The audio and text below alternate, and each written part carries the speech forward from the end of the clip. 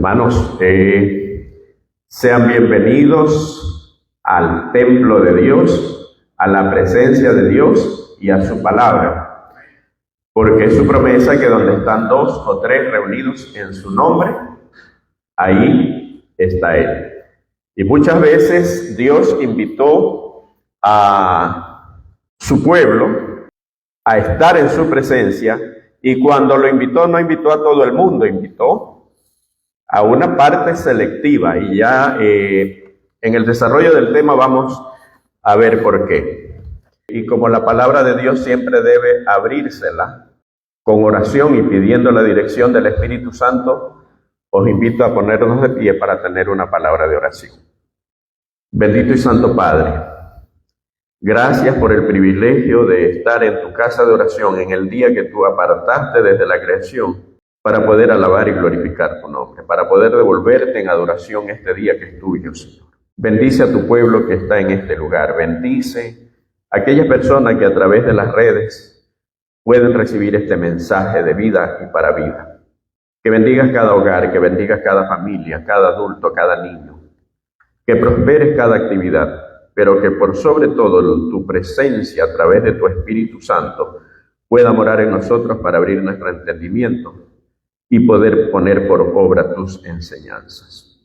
Humildemente te lo imploramos en el nombre de Jesús. Amén.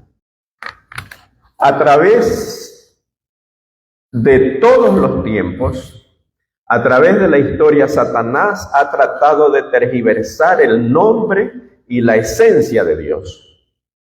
Y eso fue lo que hizo en el cielo. ¿Cuál fue el pecado o cómo se originó el pecado en el cielo?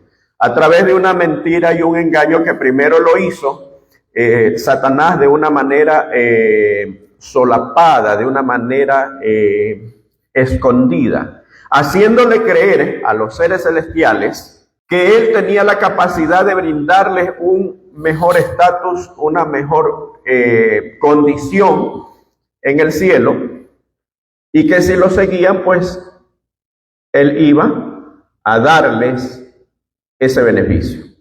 Tanto la Biblia como el espíritu de profecía nos habla acerca de cómo actuó Satanás. Y la Biblia dice que convenció a la tercera parte de los ángeles de los cielos. Eso quiere decir que fue un engaño tan eficaz y tan meticuloso que logró arrastrar a la tercera parte. No sé cuántos serían los pobladores del cielo, pero la cantidad ha sido inmensa. Si nosotros recordamos los acontecimientos en los tiempos de Jesús, cuando venían endemoniados, decían que un solo endemoniado tenía legiones. ¿Y cuánto eran legiones? Cada legión era compuesto por 6,000 soldados. Y si eran legiones, imagínense a una sola persona cuántos demonios eran capaces de estar en él. Eso quiere decir que la cantidad de ángeles que arrastró Satanás es incontable. Ya en la tierra siguió con las mentiras, y esa mentira todos la conocemos, ¿verdad? Cuando le dice a Eva, con que Dios ha dicho que no comáis de todo árbol del huerto, y Eva dice, no, pobrecita, obviamente había utilizado la serpiente, y Eva dice, no, pobrecito, no sabe, ya le voy a explicar. Mira, de todo árbol podemos comer, pero de ese que está en el centro del Edén, de ese no podemos comer ni tocarlo, porque el día que de él comamos vamos a morir. Y ahí viene la gran mentira: no morirán, sino que sabe Dios que el día que de él coman serán abiertos vuestros ojos y seréis como Dios, sabiendo el bien y el mal.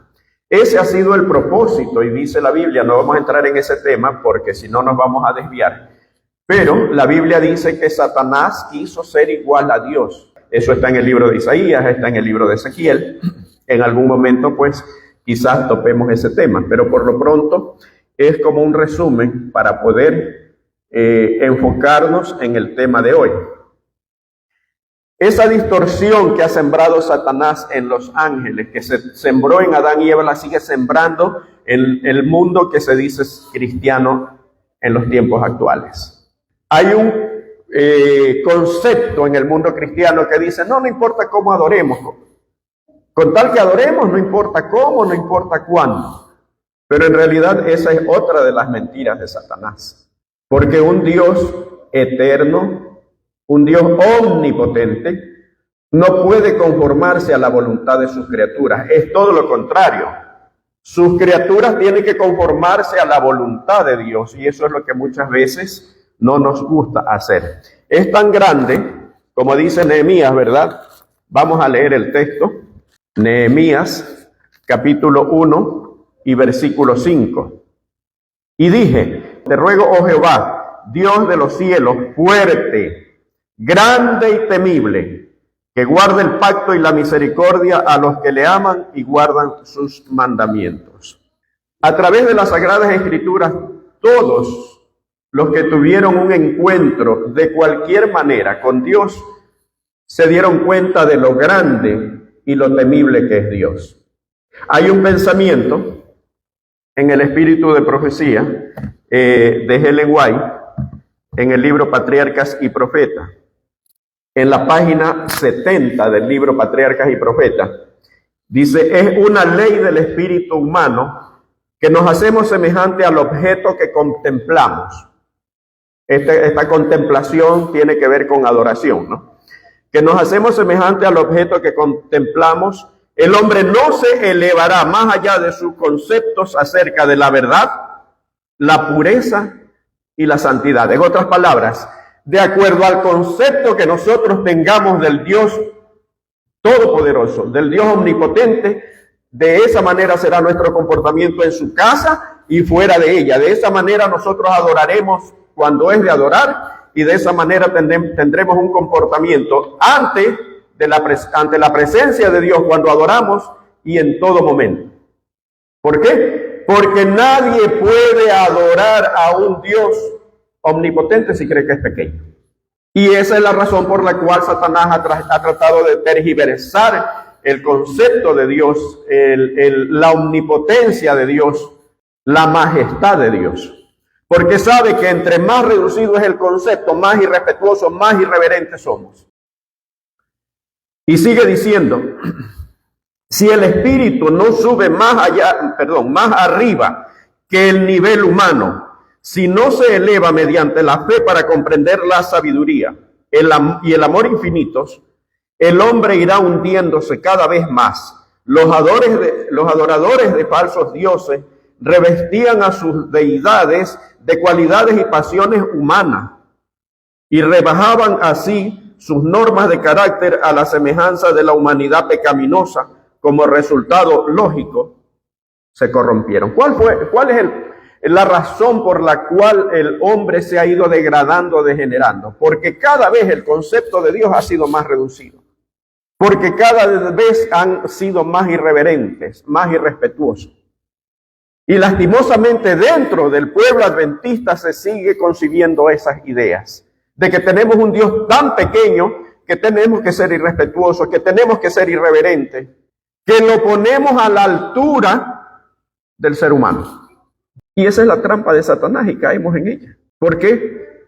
Porque entre más pequeño es el Dios al que adoramos, más lejos estamos del Dios verdadero, del Dios todopoderoso y omnipotente. ¿Cómo es ese Dios? Éxodo capítulo 19, vamos a leer en las Sagradas Escrituras el libro de Éxodo capítulo 19 y versículos desde el 16 en adelante. Aconteció que al tercer día, cuando vino la mañana, vinieron truenos y relámpagos y espesa nube sobre el monte, y sonido de bocina muy fuerte, y se estremeció todo el pueblo que estaba en el campamento. Y Moisés sacó del campamento al pueblo para recibir a Dios, y se detuvieron al pie del monte. Este es un acontecimiento que sucede después de que el pueblo de Israel es liberado de Egipto. De paso, Dios siempre ha tenido diferentes maneras de comunicarse con su pueblo, con sus escogidos, con sus elegidos. Y si ustedes revisan el tema anterior, pues ahí desarrollamos más la forma como Dios se comunica con el ser humano. Se comunica de acuerdo a la necesidad del ser humano. Con Abraham se comunicó de una manera, con sus hijos, algo parecido. De paso, de ahí nace el Dios de Abraham, el Dios de Isaac y el Dios de Jacob. Y es así como se lo conoce. Pero ya con Moisés se manifiesta de manera diferente. ¿Y por qué se manifiesta de manera diferente? Porque Dios es un Dios personal. Dios se manifiesta ante ti de acuerdo a la necesidad que tú tengas de ese Dios. No de acuerdo a tu concepto, que son dos cosas diferentes. Una cosa es el Dios que nosotros necesitamos, otra cosa es el Dios que nosotros pensamos. Y esa es la razón por la cual Dios se presenta así. Porque si yo pienso que Dios es de una manera y esa manera está errada, Dios se presenta de la manera como yo necesito que se presente para poder cambiar mis conceptos. Y así fue como lo hizo con el pueblo de Dios. Con Moisés se presenta de manera diferente, se presenta como un Dios omnipotente. Con los patriarcas anteriores, con Abraham, Isaac y Jacob, se presentó escondido en seres humanos, como que eran personas. Mas, sin embargo, con Moisés se aparece en una zarza y después aquí la manifestación del Dios Todopoderoso lo vemos en este capítulo, en el capítulo 19, en el versículo desde el 16 de donde empezamos a leer. Y dice el versículo 16, aconteció que al tercer día, cuando vino la mañana, vinieron truenos, relámpagos y espesa nube sobre el monte, y sonido de bocina muy fuerte, y se estremeció todo el pueblo que estaba en el campamento. ¿Cómo es esto? Trueno, sonido de bocina. Ya vamos a ver un poco acerca de esto del sonido de bocina. Esa es la voz de Dios. Yo no sé si será sonido de bocina. Más adelante dice que es sonido de trompeta. Pero los escritores bíblicos registraban lo que veían o lo que oían de acuerdo a su concepción. Y lo más cercano que ellos pudieron, en este caso Moisés, pudo decir, como era la voz de Dios, era semejante a una bocina. O sea, era una voz que no necesitaba micrófono como lo necesitamos ahora. Dios se manifiesta a Moisés y a su pueblo, al pueblo de Israel, con poder.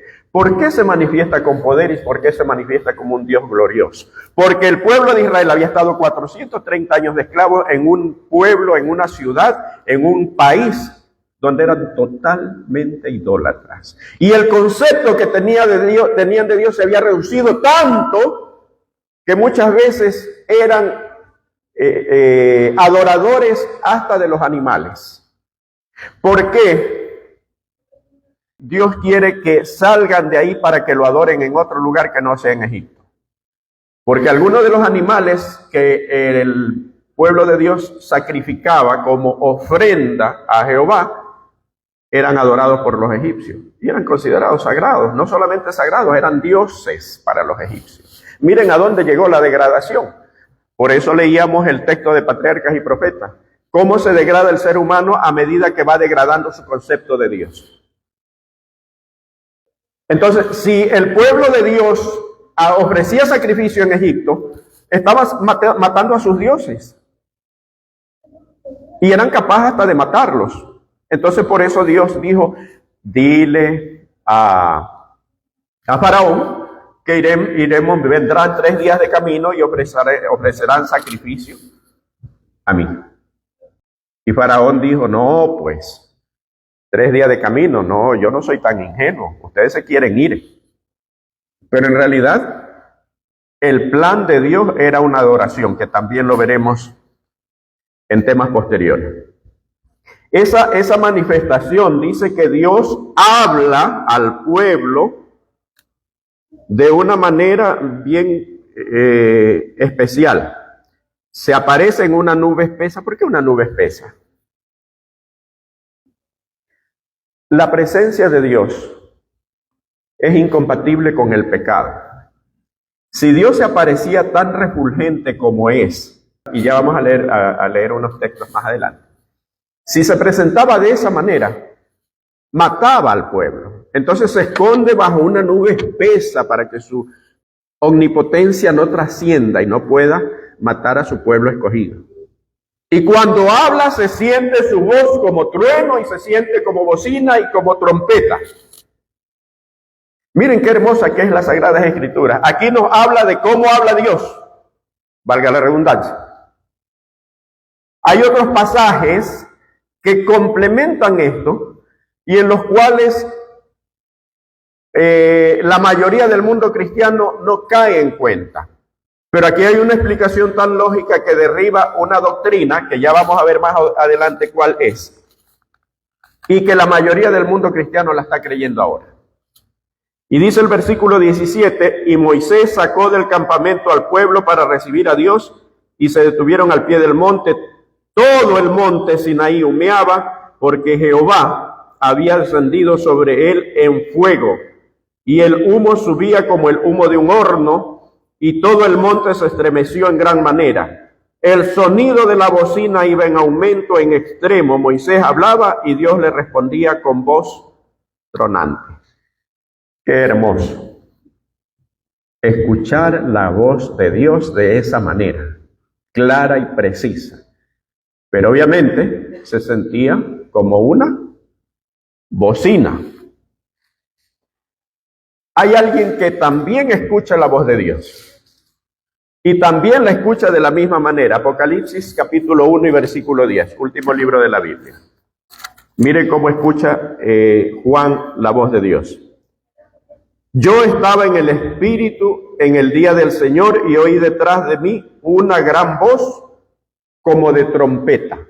Mire cómo la Biblia se complementa. No hay contradicción entre un escritor de la Biblia, entre alguien que se muestra a Dios en una época o en otra. No hay contradicción. A Moisés se le muestra y al pueblo de Israel se le muestra hablando con voz de bocina. Acá en vez de bocina usa la palabra trompeta.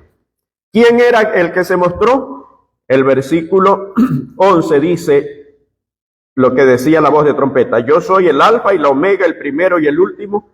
Escribe en un libro lo que ves y envíalo a las 7 iglesias que están en Asia, a Éfeso, Esmirna, Pérgamo, Tiatira, Sardis, Filadelfia y la Odisea. Y me volví para ver la voz que hablaba conmigo y vuelto vi 7 candeleros de oro y en medio de los 7 candeleros a uno semejante al Hijo del Hombre, vestido con una ropa que llegaba hasta los pies y ceñido por el pecho con un cinto de oro. ¿Quién hablaba como trompeta? Estaba ante la presencia de Dios, en este caso ante la presencia de Jesús, del Cristo glorificado. También algunos escritores lo traducen, es la voz de Dios, como el sonido de muchas aguas. Inclusive en Apocalipsis más adelante también hay que la voz la escuchan como el sonido de muchas aguas, pero también en el Antiguo Testamento, por ejemplo, Ezequiel capítulo 43 y versículo 2. Ahí el profeta oye también la voz de Dios. Y he aquí la gloria del Dios de Israel que venía del oriente y su sonido era como el sonido de muchas aguas y la tierra resplandecía a causa de su gloria. Por asunto de tiempo no vamos a leer todos los textos, pero está en Apocalipsis 1:15, también dice acerca del sonido de muchas aguas. Pero volvamos a Éxodo capítulo 20. Ahí también, recordemos que es en la manifestación de Dios al pueblo de Israel, donde se empieza a mostrar tal como es. Antes no necesitaban, los patriarcas eran mejores adoradores, pero recordemos que Dios tiene que mostrarse de esa manera al pueblo de Israel por la esclavitud. Ya se habían olvidado prácticamente de Dios. Entonces era necesario que recuerden que Dios es un Dios omnipotente.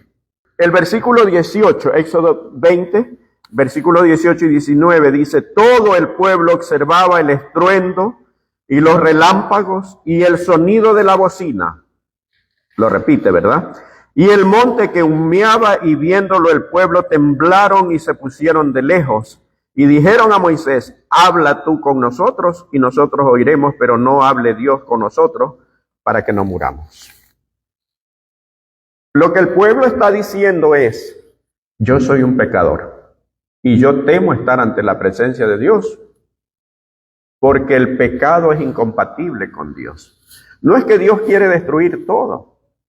Y a veces cometemos ese error de pensar que Dios es un Dios severo, un Dios, como dice el pasaje que leímos, rebajamos al Dios verdadero al nivel de las pasiones humanas. Y muchas veces los textos bíblicos son mal interpretados cuando se habla acerca de la ira de Dios, del día de la venganza de Dios, etcétera, etcétera. Pero no es que Dios quiere destruir, es que todo lo que tiene pecado ante la presencia de Dios se destruye solo, porque no hay compatibilidad. Y si buscamos uno de los temas anteriores, los cuales los invito a que ustedes busquen, allí decimos algo que es real, que enseña las Sagradas Escrituras. Entre más cerca de Dios nos encontramos, más lejos del pecado. Entre más cerca del pecado, más lejos de Dios. Y eso le sucedió al pueblo. Miren que Moisés puede estar ante la presencia de Dios. ¿Por qué? Porque desde el momento que salió de Egipto y fue hacia Madián, desde ese momento entró en comunión con Dios a través de contemplación en la naturaleza, y eso dice la Biblia, eso dice el libro Patriarcas y Profetas, y hubo una transformación en Moisés. Allí, pastando las ovejas de su suegro, escribió el Génesis. ¿Por qué? Porque entró en comunión con Dios. No era una osadía, no, era un acercamiento reverente, porque sabía que a pesar de la omnipotencia de Dios, era misericordioso para con él. Pero no fue la misma la actitud del pueblo. Entonces Dios no es que se dio cuenta en ese momento. Dios busca una alternativa para seguir comunicándose con el pueblo, porque el pueblo cada vez se siente pecador. Cuando se siente pecador, en lugar de humillarse ante ese Dios verdadero, ¿qué es lo que hace? Se aleja. Y eso le dijeron a Moisés: no, habla tú con Dios, que nosotros tenemos miedo, porque vamos a morir. ¿Qué dijo Adán y Eva cuando se paseaba Jehová por el huerto de Edén, después que pecaron? Escuchamos tu voz y nos escondimos porque tuvimos miedo. El ser humano vive escondiéndose de la presencia del Dios verdadero y prefiere inventarse un Dios a su estatura, porque de ese no se esconde, ese no hay problema, se acerca. Y en el mundo cristiano se han hecho esa clase de dioses ahora, y ese es el Dios que se predica. Dime la clase de reverencia que tienes al acercarte a Dios y yo te diré la clase de Dios en el cual crees. ¿Por qué es tan importante conocer al Dios verdadero? ¿Por qué es tan importante e indispensable que no tergiversemos el concepto y la esencia del Dios verdadero? La omnipotencia de Dios. Eso lo dijo Jesús en el libro de San Juan. San Juan capítulo 17 y versículo 3. Es una oración de Jesús. Jesús está orando por los discípulos, y allí pronuncia, le dice a Dios lo que dice el versículo 3. Y dice Jesús allí: y esta es la vida eterna. ¿Cuál es la vida eterna? Que te conozcan a ti, el único Dios verdadero, y a Jesucristo, a quien has enviado. ¿Por qué es tan importante entonces? Porque ahí está la vida eterna. Si queremos tener la vida eterna, necesitamos acercarnos al verdadero Dios, conocerlo tal como es, no como nos pintan el evangelio barato que lastimosamente se vende en los actuales momentos. Y digo se vende porque, como dije, hay mucha gente, influencers, que se hacen llamar predicadores, que se hacen llamar pastores, profetas, etcétera, etcétera. Se hacen llamar de diferentes maneras, predicando a un Dios con un evangelio barato.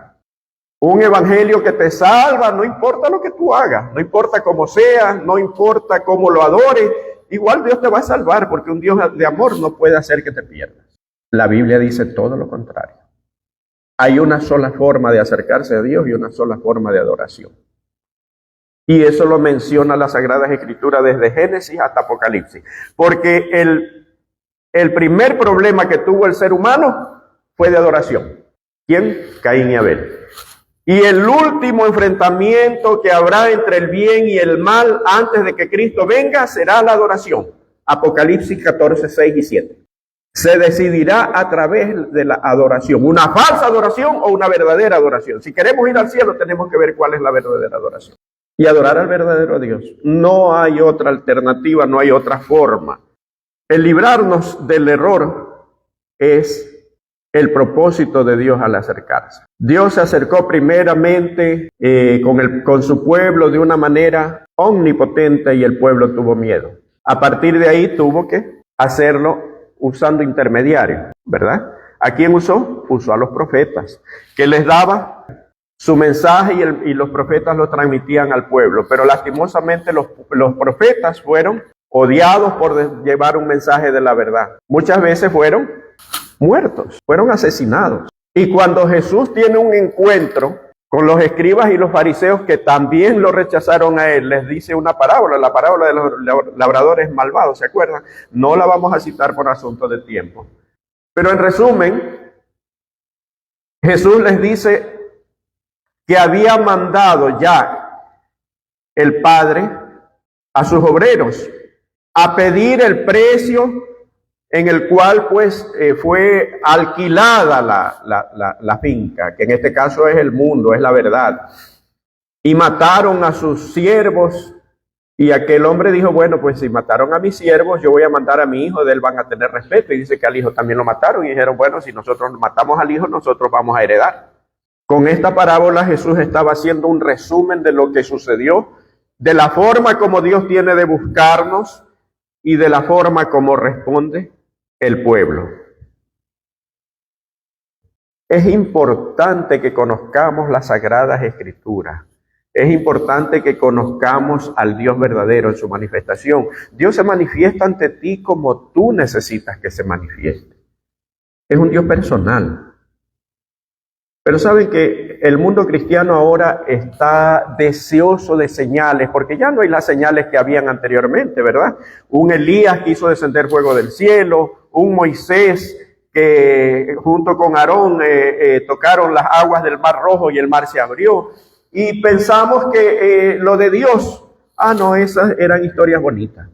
Ya ese Dios ya está lejano, ya en los actuales momentos no existe. Y queremos ver milagros. Inclusive los discípulos, cuando Jesús los manda en su ministerio, ¿verdad? Los mandan a predicar y viene contento y dice, Señor, hicimos milagros, ni siquiera los demonios se nos sujetaron. Nosotros hablábamos y los demonios salían. Y Jesús le dijo, no se alegren de que los demonios se los sujeten, alégrense que sus nombres estén escritos en el libro de la vida. Cuando resucita a Lázaro, ahí está la parábola del rico y Lázaro también, donde el rico le dice, Señor, yo quiero darme una oportunidad, mira, yo quiero resucitar e ir donde mi familia y hablarles de lo tormentoso que es esto, de lo horrible, yo no quiero que ellos pasen por esto. ¿Y qué dice Jesús? A Moisés y a los profetas tienen, a él escúchenlo. No hay necesidad que venga alguien resucitado de los muertos. En otras palabras, en las Sagradas Escrituras está todo lo que tú y yo necesitamos para ser salvos. No necesitamos milagros, no necesitamos manifestaciones extraordinarias. Necesitamos creer en espíritu y en verdad, como le dijo Jesús a la mujer samaritana. ¿Saben cuál es el milagro que hace hoy? Dios sigue haciendo milagros y quizás milagros más extraordinarios. Hebreos capítulo 1. Miren el milagro que ahora hace Dios. Un texto muy conocido. Hebreos capítulo 1 y versículo 1. Dios, habiendo hablado muchas veces y de muchas maneras en otros tiempos los padres por los profetas, el versículo 2 dice, en estos postreros días, nos ha hablado por el Hijo, a quien constituyó heredero de todo y por quien asimismo hizo el universo.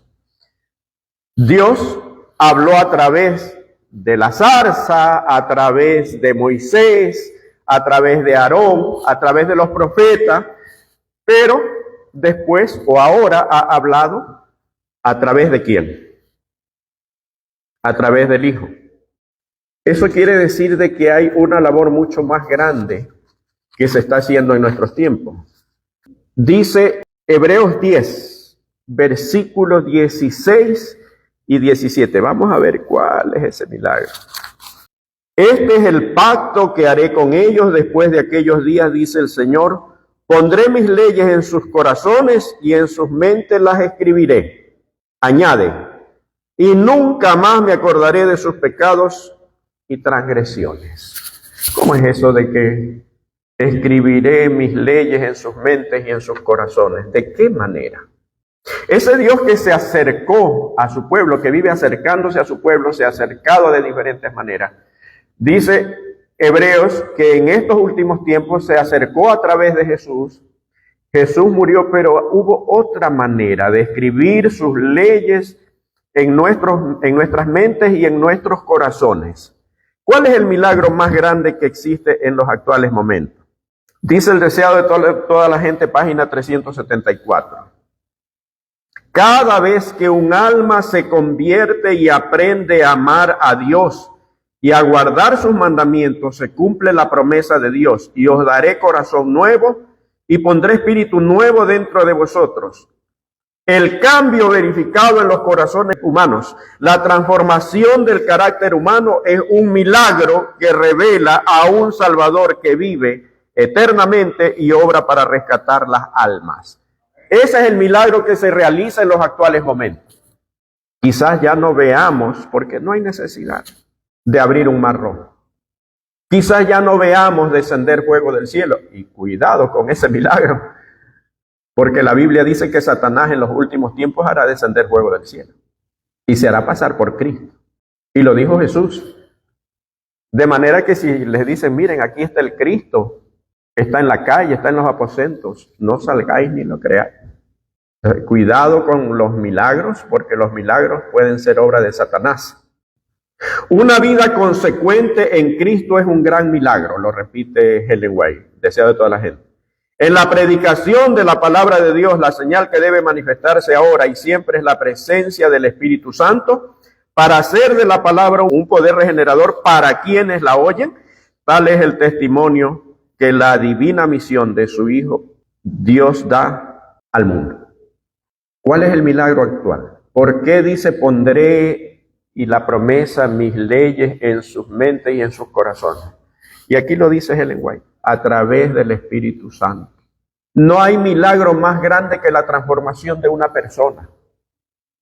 Es algo que la ciencia no lo puede explicar, la psicología no lo puede explicar. Porque hay muchas personas que van al psicólogo y tienen traumas y tienen tendencias y tienen esto, y la psicología hace su trabajo por allí. 1 o 2 días. Y la situación vuelve como al inicio. Yo conozco el caso de muchas personas que son alcohólicas y van al psicólogo y el psicólogo las ayuda por un tiempo. Pero cuando una persona que ha sido alcohólica va a los pies de Jesucristo y es lleno del Espíritu Santo, no vuelve a tomar más. Eso es el verdadero milagro que Dios está obrando en los actuales momentos. Ese es el poder de Dios. Eso está en contraposición con el evangelio que se vende actualmente, que Dios te salva como tú eres, no importa. Dios es misericordioso, Dios no te va a castigar, porque Dios es un Dios misericordioso. No, Dios es un Dios, o sea, sí es misericordioso, o no quiero ser que se malentienda. Dios es un Dios todopoderoso que puede transformar tu vida y volverte a ser una nueva criatura. Cuando la Biblia dice que de modo que si alguno está en Cristo, nueva criatura es, no quiere decir que cambiaste tus hábitos, no, te hace una nueva persona, con nuevos gustos, con nuevas inclinaciones, con nuevos deseos de servir a Dios. Ese es el verdadero milagro actual. Dios sigue obrando milagros, pero no como el milagro que nosotros queremos ver, sino el milagro que tú necesitas para ser salvo, que yo necesito para ser salvo. Ese es el milagro que hace Dios en los actuales momentos. Cuando nosotros empezamos a conocer a ese Dios, y aquí quiero pedir disculpas a los expertos teólogos, porque yo no soy un teólogo, pero los expertos en interpretación bíblica, los exegetas, los de hermenéutica y todas estas ciencias de las cuales se sacan o estudian los teólogos para la interpretación bíblica, dice que hay 2 formas de interpretación según la hermenéutica, que es el texto, lo que dice el texto, ¿verdad? en su contexto inmediato y en su contexto general, lo que dicen las Sagradas Escrituras. Pero hay un contexto mucho más grande que es la macrovisión, o sea, cómo es el Dios verdadero. Porque una cosa es lo que diga una carta. Vamos a suponer que a mí me manda una carta un hermano X, pero esa carta dice todo lo contrario de lo que yo sé que es el hermano. Entonces me entra duda, ¿esta carta la escribió este hermano? No, esto no puede ser. Aquí dice cosas que mi hermano X sería incapaz de decir, el autor. Entonces muchas veces los intérpretes bíblicos, los que interpretan la Biblia, se fijan en la parte histórica, en lo que dijo, por qué se dijo, etcétera, etcétera. Pero nos olvidamos del mensaje principal, lo que escribió el autor de la Biblia, que es Dios y el Espíritu Santo. Yo les dije que íbamos a ver el asunto de la trompeta y la voz de Dios. De esto, de la trompeta y la voz de Dios, se ha sacado hasta una doctrina. Una doctrina que una gran cantidad del mundo cristiano la está creyendo en los actuales momentos. Y es la doctrina del rapto secreto. Basados en un solo texto bíblico, tomando como partida y acompañándolo de otros textos que ni siquiera concuerdan. Y quiero invitarlos a que busquemos en Primera de Tesalonicenses y capítulo 5. Y vamos a leer el versículo 2. Dice allí, porque vosotros sabéis perfectamente que el día del Señor vendrá así como ladrón en la noche. ¿Por qué se dice que hay un rapto secreto? Los voy a poner en contexto. ¿Cómo es la doctrina del rapto secreto? La vida para todo el mundo sigue normal, trabajando, estudiando, haciendo de todo, yendo a la iglesia. Pero de pronto, inesperadamente, si estamos en la iglesia, hay 100 personas y de pronto se desaparecen 30 y no las vemos. ¿Y qué pasó? No fueron al baile, pero hasta ahorita estaba aquí. Lo mismo en el trabajo, lo mismo en la oficina, lo mismo en todos lados. No importa el lugar donde sea. Y se desaparecen. Y aparecen en los titulares, en las noticias, en redes, en todo. Se desaparecieron. Es porque vino Jesús de una manera secreta y se los llevó. Después de eso viene la gran tribulación, porque la gran tribulación no la van a enfrentar los salvados, sino solamente los que se pierden. Según esta teoría, ojo. Pero va a ser de una manera secreta. ¿Qué pasa entonces con el resto de personas? Ellos pasan la gran tribulación. Después de eso es cuando Cristo viene a ejecutar su juicio, según esto. Y basados en este pasaje. Pero miren lo que dice el mismo libro, Primera Tesalonicenses, pero el capítulo 4, desde el versículo 16. Y ahí está la palabra clave inclusive. Porque el Señor mismo, con voz de mando, con voz de arcángel y con trompeta de Dios, descenderá del cielo y los muertos en Cristo resucitarán primero. Y dice el versículo 17, luego nosotros, los que vivamos, los que hayamos quedado, seremos arrebatados. Esto de arrebatamiento, o esto de arrebatados, es que juntado con el versículo 2 del capítulo 5, hacen una pequeña mezcla allí para decir que hay un rapto secreto. Pero ¿qué dice Éxodo? ¿Qué dice Apocalipsis? ¿Qué dice Ezequiel? ¿Qué dicen todos los escritores bíblicos? Que la voz de Dios, y lo dice el apóstol Pablo. Mire, ¿saben cuál es el problema del mundo cristiano actual? Tienen un Dios de acuerdo a su concupiscencia. De acuerdo como yo creo que es Dios, así va a ser Dios. Entonces, dicen, el Antiguo Testamento era para los judíos. Eso no nos vamos a meter allí. Solamente el Nuevo Testamento. Pero ya estamos en el Nuevo Pacto, no en el Antiguo Pacto. Temas que en algún momento abordaremos también. Entonces, como estamos ahora en el Nuevo Pacto y el Antiguo Testamento ya no tiene validez, ya no recibo la explicación, la iluminación que me puede dar el Espíritu Santo a través de la lectura de la Biblia, del Antiguo Testamento, donde dice que la voz de Dios es ¿qué? La voz de Dios es como trompeta. Pero el apóstol Pablo, entendiendo esto, también lo dice. Porque el Señor mismo, con voz de mando, con voz de arcángel y con trompeta de Dios, descenderá del cielo y los muertos en Cristo resucitarán primero. O sea, Cristo vendrá hablando. Y esa voz será como de trompeta. No vendrá de una manera secreta. Por lo tanto, no es doctrina apegada a las Sagradas Escrituras. Y el apóstol Pedro también lo dice en segunda de Pedro capítulo 3 y versículo 10. Segunda de Pedro 3:10 dice el apóstol Pedro: pero el día del Señor vendrá como ladrón en la noche. Pero miren lo que dice más adelante, en el mismo texto. Esta es parte de lo que ellos dicen: como ladrón en la noche vendrá escondido. Pero miren lo que dice Pedro: pero el día del Señor vendrá como ladrón en la noche, en el cual los cielos pasarán con grande estruendo, y los elementos ardientes serán deshechos, y la tierra y las obras que en ella hay serán quemadas. ¿Qué habíamos dicho? La tierra con 6,000 años de pecado no puede tolerar la presencia de Dios. Cuando Cristo venga, Cristo ya no es el Cristo que estuvo para dar su vida por nosotros, ya es el Cristo glorificado. Por lo tanto, la presencia de ese Jesús viniendo en las nubes no lo puede soportar la tierra. No puede venir escondido, es imposible.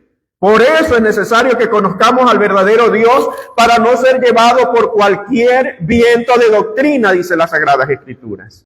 Esa es la razón por la cual debemos conocer al verdadero Dios. Y Dios quiere mostrarse tal como es. Y miren cómo, conociendo al verdadero Dios, cómo estudiando las Sagradas Escrituras, desde Génesis hasta Apocalipsis, toda la palabra de Dios. Porque cuando Jesús dijo escudriñen las Escrituras, no se refirió al Nuevo Testamento.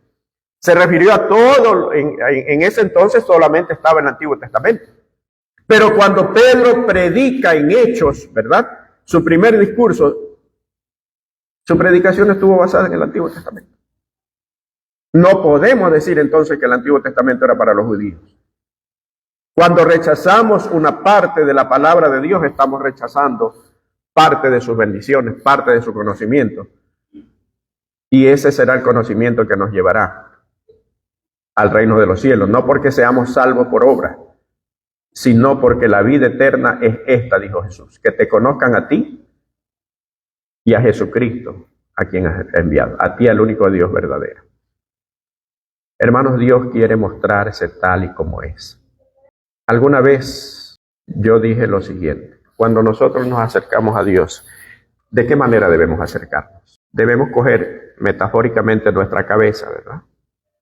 Sacudirla así, vaciar todo lo que hemos aprendido quizás erróneamente acerca de Dios y empezarlo a llenar con la ayuda del Espíritu Santo de lo que dice su palabra y lo que dice las Escrituras. No hay otra forma de conocer a Dios. Aquí en las Sagradas Escrituras está revelado. Por eso Jesús dijo en la parábola del rico y Lázaro: a Moisés tienen. Cuando dice a Moisés tienen los escritos de la ley. A ellos tienen, a ellos escúchenlo. Dios se está revelando a ti, y el propósito por el cual Dios permitió que recibas este mensaje es precisamente por eso. Porque al igual que al pueblo de Israel, quiere tener un encuentro personal contigo. Yo quiero orar por aquellas personas que quieren decirle al Señor: gracias por presentarte de esa manera. Ayúdame a conocerte de la manera como tú quieres que te conozca. No como inventa la gente, no con fábulas, no con teorías, no con doctrinas equivocadas sacadas de un texto fuera de su contexto, sino como tú te revelas a través de todas las Sagradas Escrituras. Si hay alguien que quiere decirle eso a Dios, lo invito. Muy bien, vamos a inclinar el rostro y a orar. Santo y bendito Dios, gracias porque a pesar de tu omnipotencia eres un Dios misericordioso, que busca la manera de acercarse a tus criaturas, Señor, aunque somos indignos y pecadores. Aquí está tu pueblo, Señor, que quiere y anhela conocerte de la manera como tú te manifiestas, no de acuerdo a fábulas, no de acuerdo a doctrinas inventadas por el hombre, no de acuerdo a tradiciones, sino de acuerdo a la grandeza de tu santo nombre, oh Dios. Bendice cada familia que está en este lugar. Bendice cada entrega de cada hermano hacia ti. Que tú multipliques y prosperes cada actividad que realiza. Y de igual manera pedimos una bendición para las personas que a través de las redes pueden ver esta predicación y que a través de ella, Señor, quieren hacer un voto y pacto contigo. Bendice cada hogar, bendice cada hermano de iglesia, cada persona que está conociéndote y que quiere hacer un pacto contigo, como tú lo hiciste con el pueblo de Israel. Regrésanos a nuestros hogares con tu amor, con tu dirección, tu paz, tu cuidado, y perdona nuestros pecados, te lo imploramos en el nombre de Jesús. Amén.